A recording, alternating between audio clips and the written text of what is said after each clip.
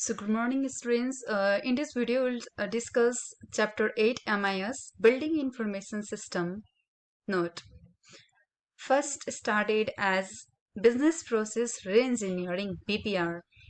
Business process reengineering is an act of recreating a core business process with the goal of improving product output quality or reducing costs. Next one is workflow management. Workflow management refers to creating and optimizing the paths for data in order to compete items in a given process.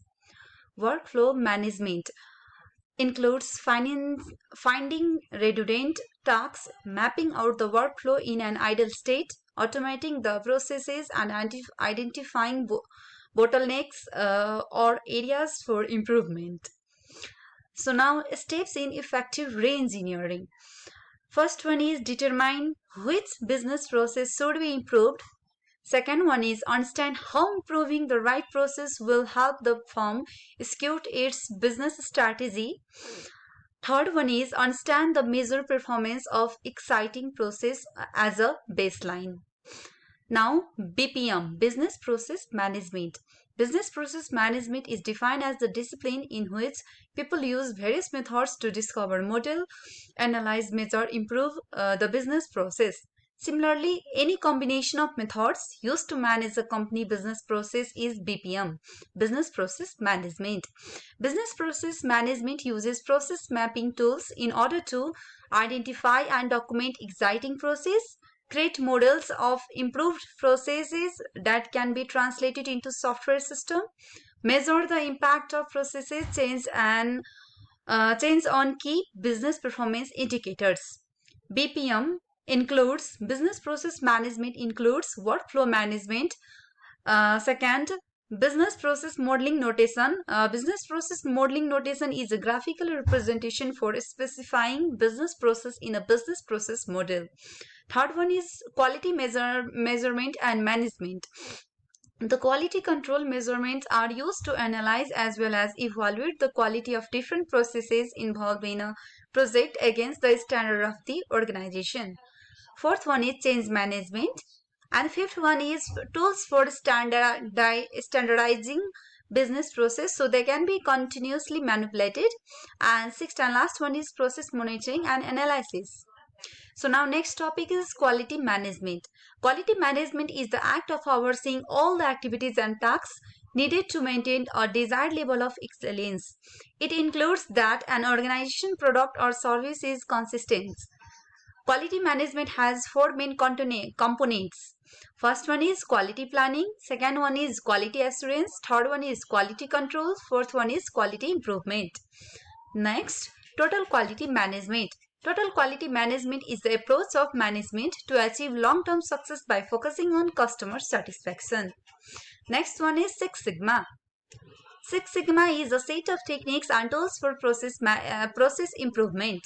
Six Sigma is a method that provides organizations tools to improve the capability of their business processes. Now, how information systems support firms in quality improvements? Information system supports firms in quality improvements by simplifying product or processes.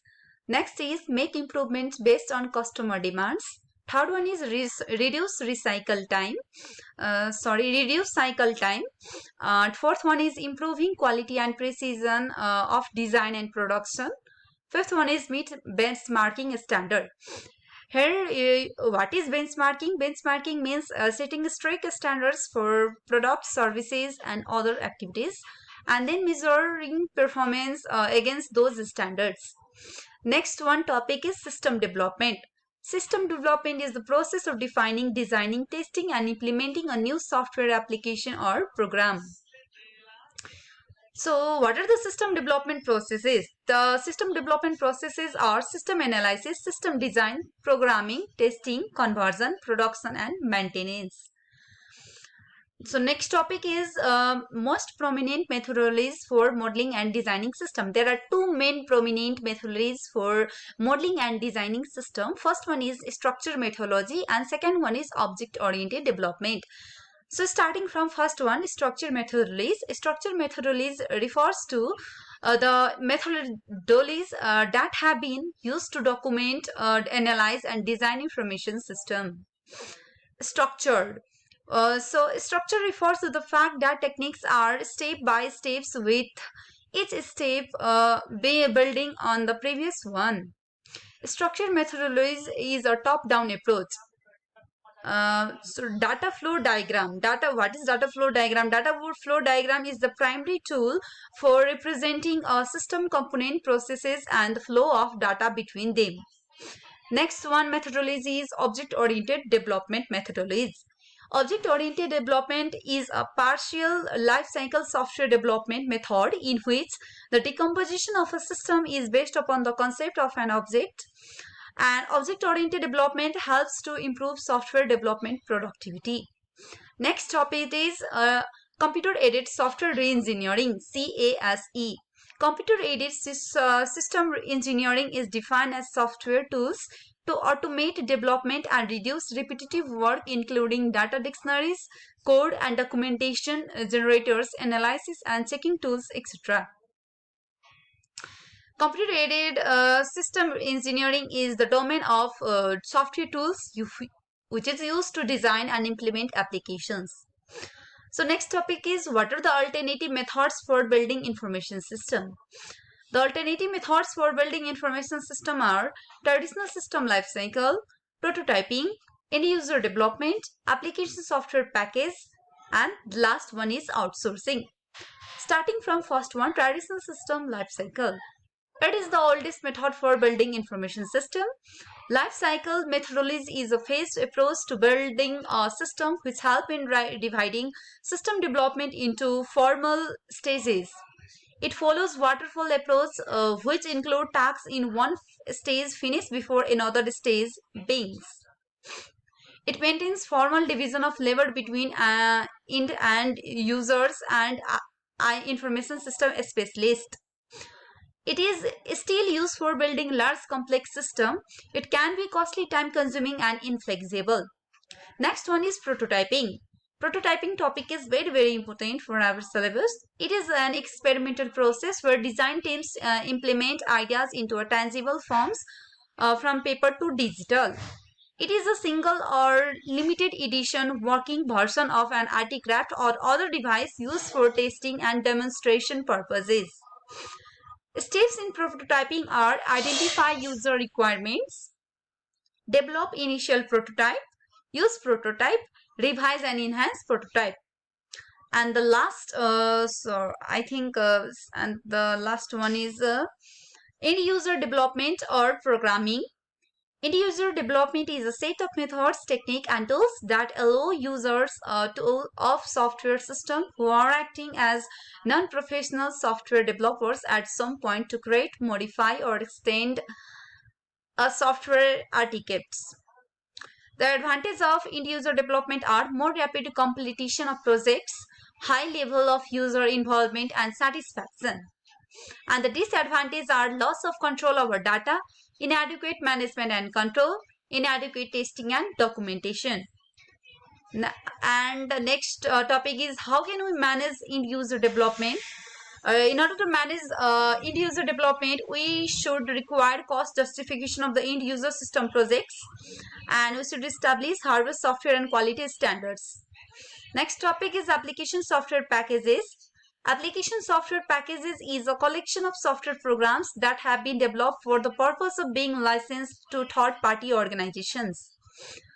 And application software packages saves time and money. So what is request for proposal? Request for proposal is the detailed list of questions submitted to package software vendors. Request for proposal is used to evaluate alternative software packages. Next one is outsourcing. Outsourcing is the process of contracting a business function to a specialized agency. Outsourcing is a contract between an organization and a specialized agency to perform some tasks on behalf of the organization. Example, outsourcing of canteen facility in hospital. Sure, advantages of outsourcing are cost reduction, quality products, reduced investment, efficiency, effectiveness, manpower available at low cost. So now the disadvantages of outsourcing are misuse of information, poor qualities, compromise of quality, ignored ethical issues. Now next topic is what are the new approaches for system building in digital firm era? There are two approaches, RAD, JAD. RAD stands for Rapid Application Design. It is a software development methodology that focuses on business application in a very short amount of time. The advantages of rapid application design are reduced development time, increase on usability of components, improved quality through involvement of users. The disadvantages of rapid application design are reduced features, high cost, reduced scalability, reduce high skill developer. Next one is RAD. Next one is JAD. Joint application design. Joint application design is a process used in the life cycle area of the dynamic system development method DSDM to collect business requirement while developing new IS information system for a company.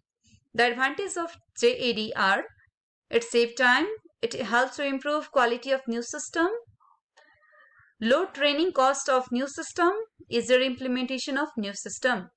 The disadvantage of JAD are difficult to get all users to attend JAD meeting, and this approach has all the problems associated with any group's meeting. Thank you dear listener for watching my video.